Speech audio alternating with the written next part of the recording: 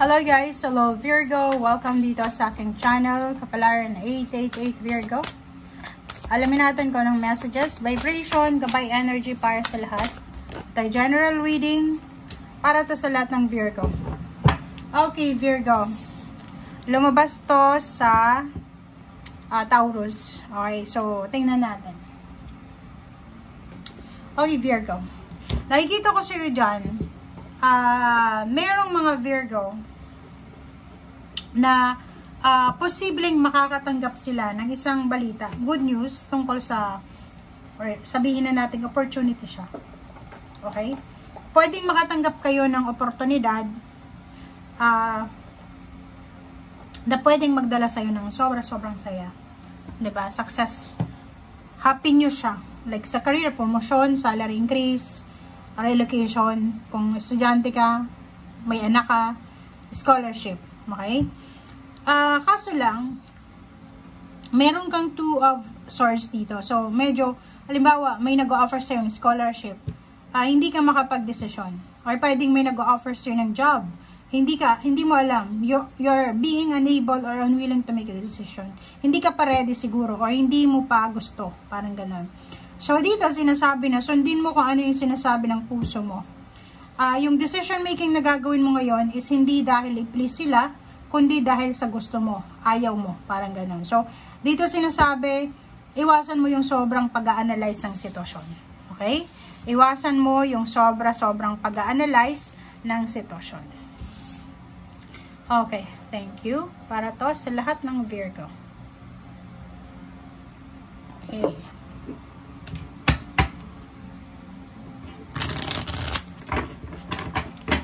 So, kung makikita mo dyan, if may anak kang Virgo, na pwede ikaw Virgo, may anak ka, kahit anong zodiac sign, pwedeng may mga offer ng scholarship, or libreng paaral, libreng bahay, parang ganun. Oh, wow. So, yun, Virgo, travel. So, nakikita ko sa'yo dito isang transformation, success, victory, travel. Ang posibleng ino-offer sa'yo ng universe. So, pwedeng good karma, justice, signing of contract. So, mabilis siya. Isang mabilis na contract signing ang pwedeng i-offer sa'yo ng universe this year.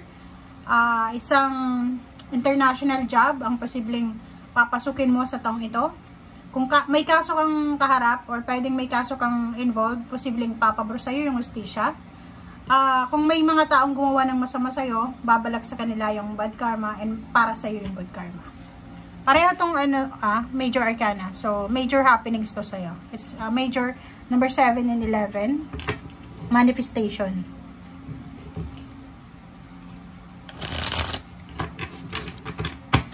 Okay.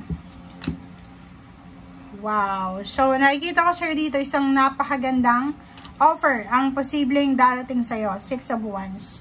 So, meron ditong Virgo na marami sa inyo dito na maraming nakatingin sa inyo, 'di ba? Maraming Virgo yung naghihintay sa iyo. Pwedeng parang alam mo yung pakiramdam ng isang artista na halimbawa galing siya sa Maynila. Tapos uuwi siya ng probinsya. May banderitas, mayroong ganito. Parang nagko-congratulate sa kanya yung mga tao. So nakikita ko sir dito, isang decision lang ang gagawin mo, makakamit mo tong victory and success na to. Siguro sa ngayon hindi ka pa yung highlight, hindi ka pa yung bida sa baryo nyo or sa pamilya nyo, but sinasabi dito 6 years from now, 2 years from now, ikaw yung magiging subject ng happiness ng family mo, ikaw yung magdadala ng honra, and nakikita ko mapapaligiran ka ng mga taong makikipagsaya sa'yo dahil sa success mo, or mapapaligiran ka ng mga taong pare-pareho ng mindset mo. Okay? So, yun. Kaso lang, mag-iingat ka. Same with Taurus and Capricorn to. Mainit sa inyo ngayon yung panahon. Yung panahon, hindi sa panahon, kundi yun sa energy nyo. Mag-iingat ka sa mga tao sa paligid mo. Kasi, sa sobrang successful mo, or marami kang biyaya na pinopossess. Okay? Blessings, prosperity, and abundance sa sarili mo. na pwedeng maging dahilan para mainggit. Kahit kapamilya mo may kapatid ka ba, pwede kang kainggitan ng kapatid mo.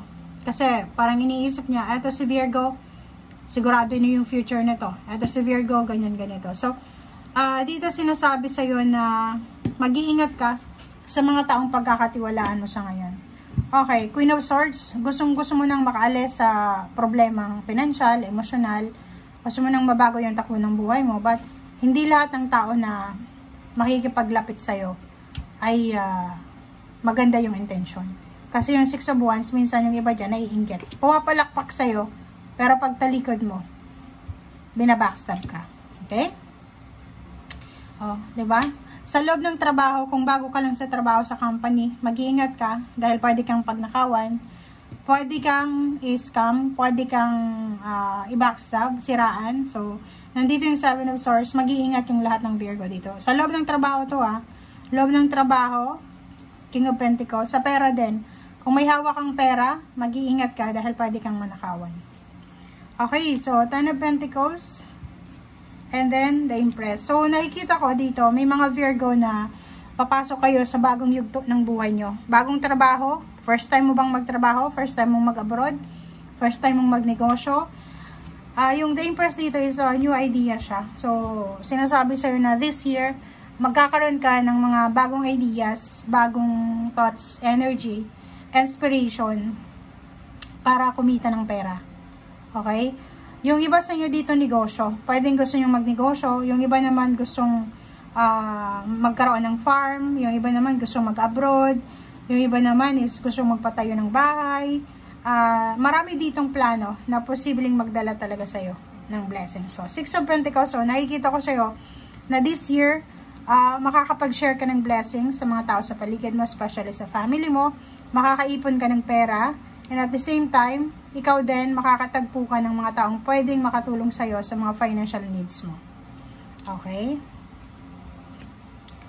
Nakikita ko sa'yo dito, yung iba pwedeng babalik sa kanilang dating pinagtatrabuhan. Kung dati kang OFW, nakikita ko sa'yo dito, pwedeng babalik ka sa dati mong pinagtatrabuhan na bansa. Pwedeng nagtrabaho ka doon, 7 years or 7 months. So, nakikita ko sa'yo dito na kung ano man yan na gusto mong gawin, follow your dreams dahil maraming unexpected opportunities ang pwedeng darating sa'yo. Okay? So, yun, kung babalik ka sa mga pinagtrabahuan mo, babalik ka, bumalik ka. Okay? And Queen of Pentacles, sinasabi dyan sa'yo na yung minamanifest mong mahawakan na lump sum of money or certain amount of money ay posibleng ibibigyan sa'yo. Meron ka kasing wini-wish like, eto yung sweldo na gusto ko. Ito yung lugar, ito yung bansang gusto ko, ito yung company. So, nakikita ko na possible yan. Okay? So, kung makikita mo yung page of Wands sa likod yan, sa ilalim, so sinasabi na maganda yung future na naghihintay sa'yo, Virgo. Okay? Thank you guys. Bye!